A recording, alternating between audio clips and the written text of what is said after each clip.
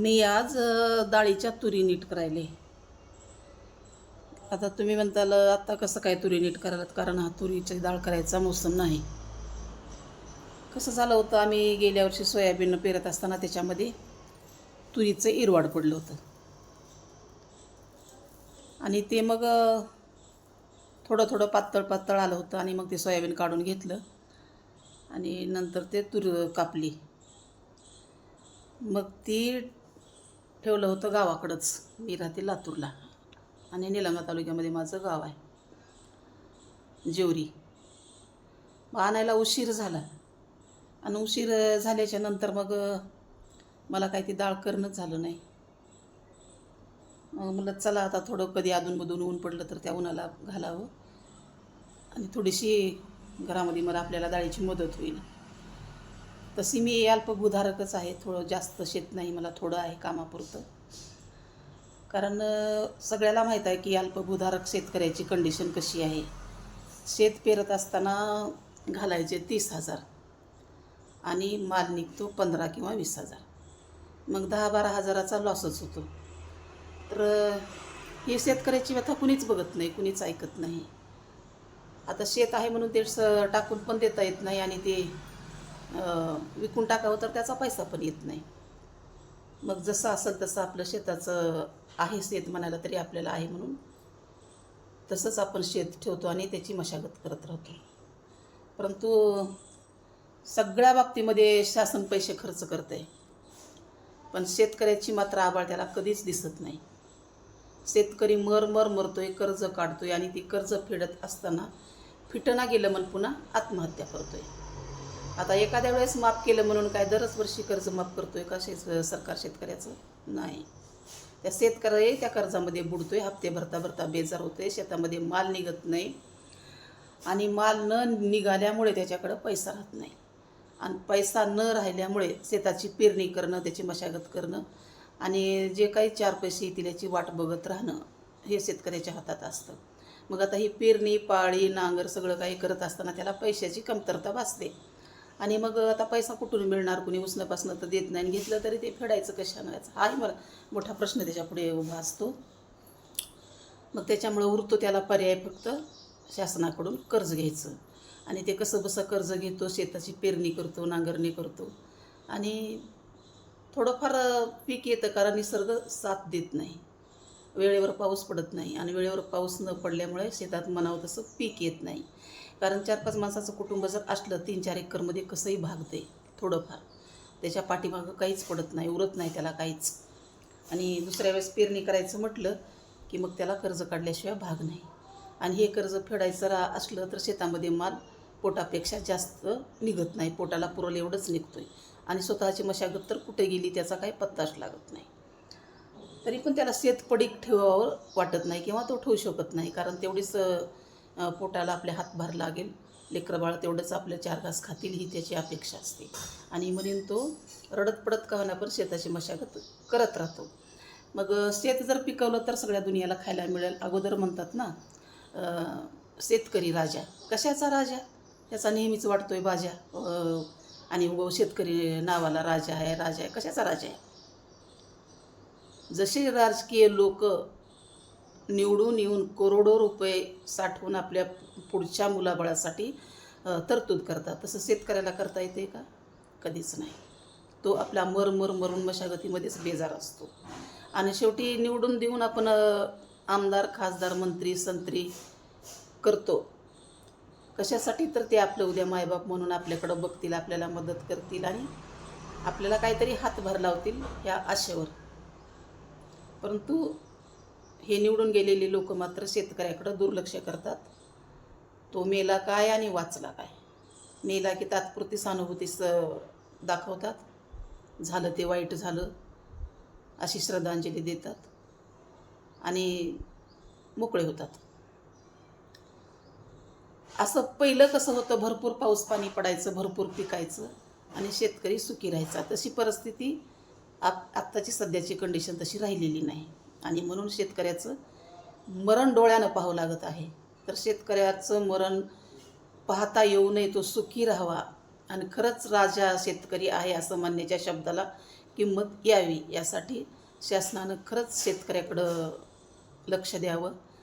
त्यांचं जे काही अल्पभूधारक आहेत त्यांनी जे शेतकऱ्याकडं शेतासाठी शासनाकडून कर्ज घेतलेलं असतं त्यांना ते 100% माफ करावं. कारण तुम्हाला एका एका मताची किंमत काय आहे हे कधीच कळणार नाही. कारण ते तुम्हाला फुकट मिळतं आहे आणि ते जर तुम्हाला मतदानच कुण्या शेतकऱ्यानं नाही केलं तर खरंच तुम्ही आजचे लखोपती किंवा पैसेवान खासदार आमदार होताल का? त्याचा विचार करणंही गरजेचं आहे की नाही. बिचारा आपला राबतोय, तुम्हाला मायबाप म्हणतोय आणि तुम्ही फुकटचंच त्याला शेतकरी राजा म्हणून त्याला उगच फुगवून झाडावर बसवता वारबऱ्याच्या. हे बरोबर आहे का?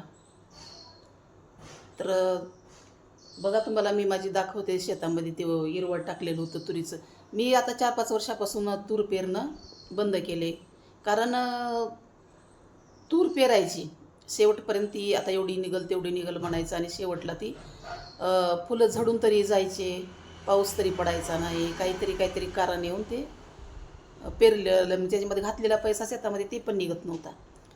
म्हणून मी तूर काढायचं बंद केले. परंतु गेल्या वर्षी काय झालं की ते बियामध्येच थोडं हिरवाड होतं तुरीचं, ते टाकलं होतं. तेवढं आपल्या डाळीपुरतं तरी निघल, बघावं निघते की नाही. कारण तूर गेली तर सोयाबीन तरी हाती लागल थोडीफार म्हणून अपेक्षा होती, ती आशा होती. आणि त्यासाठी मग ते मी पूर्ण 3 एकरमध्ये नाही टाकली, उगा एक 5-6 पट्टे टाकलं होतं हिरवाड कळते का नाही तुम्हाला? काय असेल, कळत असेल काय त्याला? तुम्ही बी शेतकऱ्याचेच असताव, गरिबाचेच असताव. खासदार मंत्री झाले म्हणून काय झाले? गरिबीतूनच गेलेले असता, पण पुन्हा लय भारी करता हुशारीने. शेतकऱ्याचेच असताव तुम्ही बी, गोरगरिबाचेच असताव, पुन्हा मंत्री झालेले असताव, त्याच्यात काय तेवढं. तर ती हिरवाड काढले आणि म्हणलं आता तरी त्याची थोडीफार डाळ करावी म्हणून एका डाळीसाठी घेतले. तर दाखवते तुम्हाला मी तुरी किती निघाल्या. तर 5-6 पट्टी टाकलं होतं.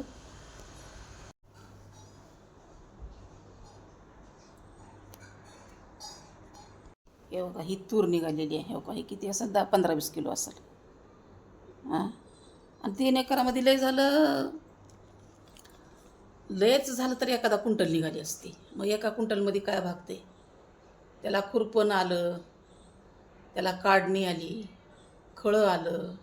आता खळं बी झालं तर मिशनवर जरी काढलं 15-20 रुपयाला पोतं काढायला. मग एका पुरत्यासाठी कोण येते? मग तिथंही शेतकरी अडून पडतो. म्हणून आम्ही थोडंफार हिरवाड काढलं होतं आणि ते 1-2 बायका लावून ते काढून घेतलं होतं. तर एवढ्या तुरीपेक्षा आमचे पैसेच जास्त गेले.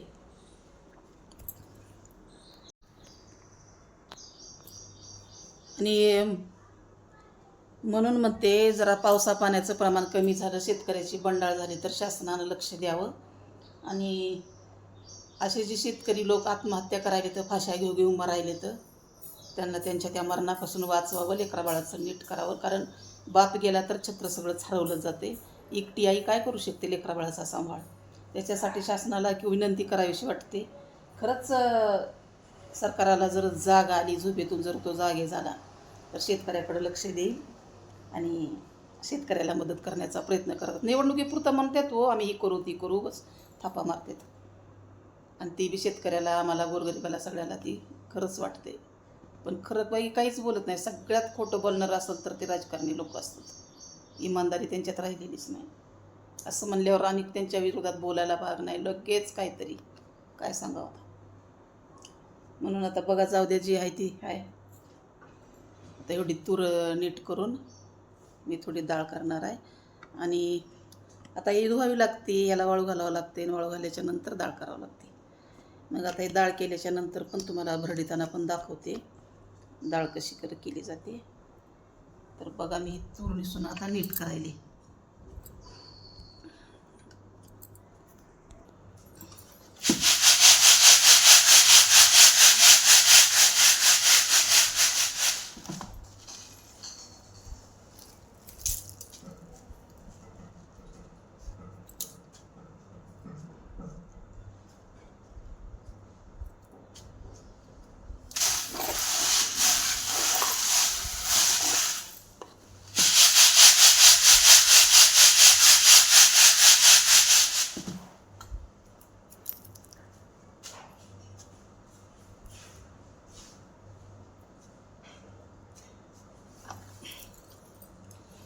आणखी एक गोष्ट सांगायची झाली तर मला सांगावीशी वाटते तुम्हाला. कारण जसं मी शेतकऱ्याला मदत करावी म्हणून शासनाला विनंती केली, तसंच मला आणखी एक गोष्ट सांगायची आहे यूट्यूबला. कारण असं काम करत असताना किंवा मी आता माझं गाण्याचं एक संगीताचं एक चॅनल आहे, त्याला मी थोडं कुठला कार्यक्रम वगैरे करत असताना ते ऑटोमॅटिक संगीत कुठलं वाजलं गेले की त्याला ते कॉपीराईट येते. तसं आता ही तूर मी निसत आहे आणि निसत असताना समजा हे असं असं जर वाजले तर ह्याला म्हणतात तुम्ही संगीत घेतले ह्याच्यावर, ही तूर निसताना वाजते बरं का. नाही तर यूट्यूबला सांगता यूट्यूब बाबा ह्याच्यावर आधी कॉपीराईट देशील. ही संगीत नाही, ही तुरीचं संगीत आहे चाळायलेलं. तर ही लक्षात ठेव, तुला जर तूर चाळतानाचं संगीत माहीत असलं तर तुला कळलं. म्हणून मी यूट्यूबला सांगते ह्याला संगीत म्हणू नको, ह्याला कॉपीराईट देऊ नको. तुला कसं वाटतं?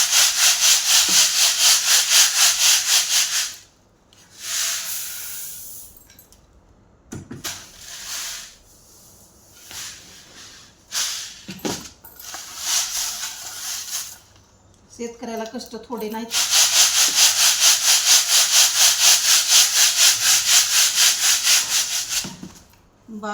बाजारात माल आला की आयतं पैसे टाकून घेऊन यायचं, पण ती बाजारात येईपर्यंत त्या मालाला काय काय कष्ट करावं लागते त्या शेतकऱ्याला जाऊन विचारा. तिथं लय घासाघीस करतात माल विकताना, एवढ्याला द्या तेवढ्याला द्या, पण त्याला ते शेतातून घरापर्यंत आणण्यापर्यंत किती पैसा लागतो ही त्याची कुणाला जाणीव आहे का? जे शेतकरी असं त्यालाच कळतंय.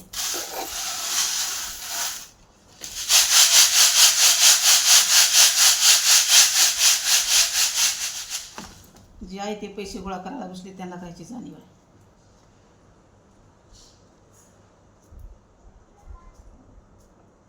साधा भाजीपाला जर आता सध्या विकत घ्यायला गेलं बाजारात तर 25 रुपये 30 रुपये पाव किलो आहे. भाजीपाला घ्यायचा कसा? शेतकऱ्याने पिकवायचं कसं? आणि शेतकऱ्याने विकलं तर बेभाव कसं कळणार ते व्यापारी घेतात. पुन्हा व्यापाऱ्यानं मजूर गोरगरिबाला किंवा भाजी घेणाऱ्याला कसं द्यायचं? आणि भाजी घेणारे समजा कर्मचारी वगैरे जर असतील तर ती नोकरीच्या पैशाच्या जीवावर कसं कळणार घेऊन खातील? गोरगरिबानं कसं खायचं? सगळ्या बाजूने विचार करणारा मंत्री किंवा आमदार खासदार पाहिजे की त्याला आपल्या घरच्या कंडिशनवरून लोकांच्या कंडिशनची जाणीव व्हावी. आणि त्याने विचार करावा की आपण करोडो रुपये घेऊन आपल्याला पूर्ण झाले तर गोरगरिबाने फक्त मजुरीच्या पैशावर लेकरं बाळं कसे शिकवायचे, त्यांना नोकरी लागेपर्यंत त्यांच्यासाठी कसं काय प्रयत्न करायचा आणि घर कसं भागवायचं, मुली असतील तर त्यांचे लग्न कसे करायचे, असे अनेक प्रश्न आहेत. एकच प्रश्न नाही. शिक्षणाचा कसा आगडोंब शिकला असा नव्हता का?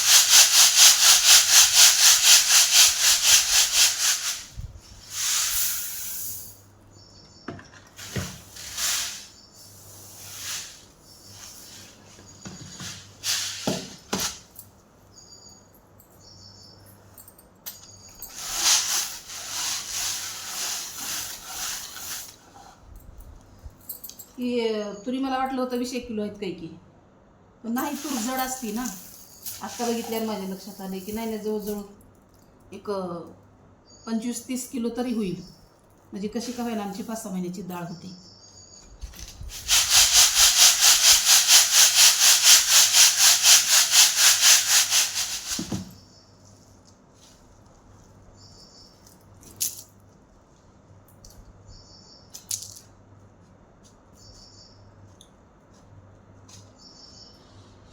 आता सर्व शेतकरी सोयाबीन पेरते, तुरी पेरते, सगळंच पेरते. समजा ही जर काढणीला जर आलं, खुरपायला जर गेलं तर खुरपायला बी 2-3 एकर जर असलं तर 5,000 द्या, 6,000 द्या असं मजूर म्हणते. त्यांना तेवढे पैसे द्यावेच लागतात कारण शेतकरी अडून पडतोय, मजुराशिवाय काम होत नाही. आणि पुन्हा सोयाबीन काढायचं झालं की त्याला बी एकरी 5,000 रुपये एकरी. तर शेतकऱ्यांना कसं जगायचं सांगा? आणि मालाला भाव द्यायला गेलं मग सोयाबीनला काय भाव आहे? 4,000 रुपये क्विंटल, 4,000, 4,500. मग समजा 2-3 क्विंटल जर सर्वसामान्य गोरगरीब म्हणजे शेतकऱ्याला झालं, गरीब शेतकऱ्याला 2-4 क्विंटलमध्ये किती पैसे येतात? 4-5 20, 22-23 हजार येतील कमी जास्त. त्याच्यामध्ये त्यानं त्याचा खर्च जर काढून बघितला तर त्याच्या हातात काय राहते? कवड्या, काहीच राहत नाही.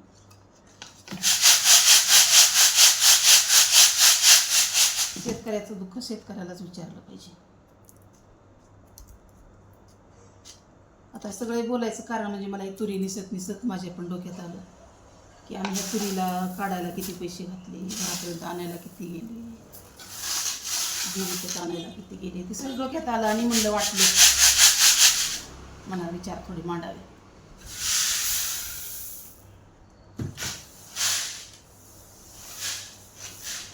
शेतकऱ्याला विचारलं की म्हणजे काय नाही होत, काय नाही बघत.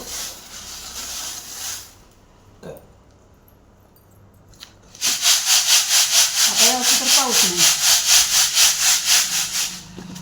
पाऊस नाही, पेरण्याचे दिवस निघून गेले.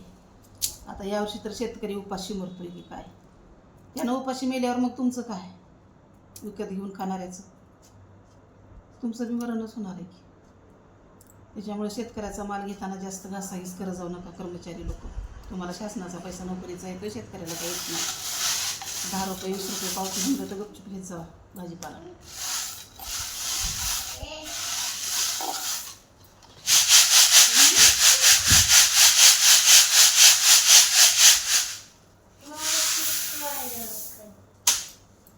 तेव्हा काय ही असा भुस्सा निघतोय मध्ये. आता हे शेतकऱ्याला सगळ्याला माहीत आहे.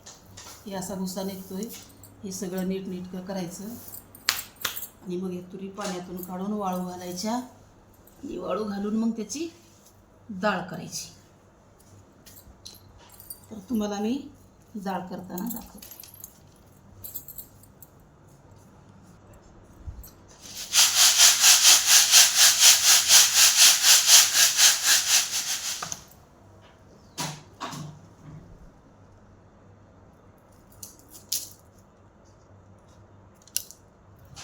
काय झालं, मी काल बाजारामध्ये गेले होते भाजीपाला आणा म्हणून. तर मग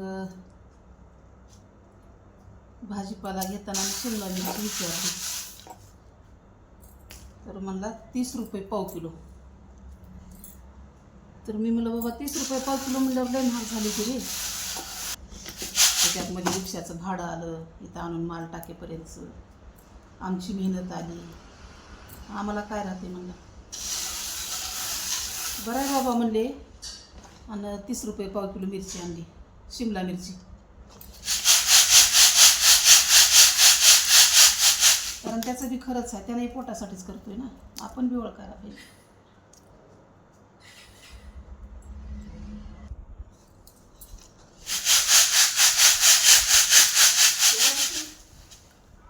आता झाले माझं तुरी निसायचं. आता पावसाचा अंदाज बघून कधीतरी येईल ना चरथेंब पेरण्या वगैरे, तर सगळं गेलं निघून. आता कशाला यायला कुणाला जाऊ द्या. पाण्याची प्यायची तर सोय होईल तर कांदा तुरी झाल्यात माझ्या आता निसायच्या बा.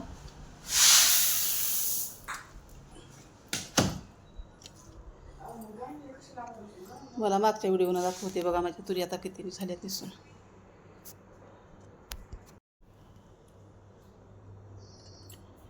हे बघा, हे तुरी आता मी निसून टाकल्यात. आणि आता आभाळ यायला चालू झालेला आहे. रोज काय ना काय आभाळ यायले थोडंफार. आभाळाचा अंदाज बघून मग एके दिवसाला पाण्यातून काढून वाळू घालावं लागते. मग चांगलं 2 दिवस वाळलं की मग पुन्हा भरडावं लागते, पुन्हा डाळ तयार होते.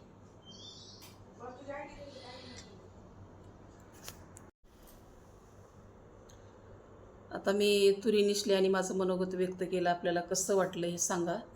आणि खरंच शेतकऱ्याच्या व्यथा कशा आहेत ते जाणून घ्या. तुम्हाला पण माहीत आहे, पण तुमच्या तर काय हातात आहे, शासनाच्या मनावर राहते सगळं. तर जे मला वाटलं ते मी आपल्या पुढे व्यक्त केलेलं आहे. कारण तुरी निसत माझ्या मनामध्ये आलं आणि व्यक्त झाली. माझा व्हिडिओ कसा वाटला, खरंच मला तुम्हाला किंवा मला समाधान वाटणे एवढ्या तुरी निघाल्यात का सांगा. आणि ह्या तुरी भरडीत असताना, डाळ करत असताना पण त्याचा व्हिडिओ मी तुम्हाला करून दाखवीन. तर खरंच माझा व्हिडिओ आवडला तर लाईक करा, शेअर करा आणि सबस्क्राईब करा. धन्यवाद.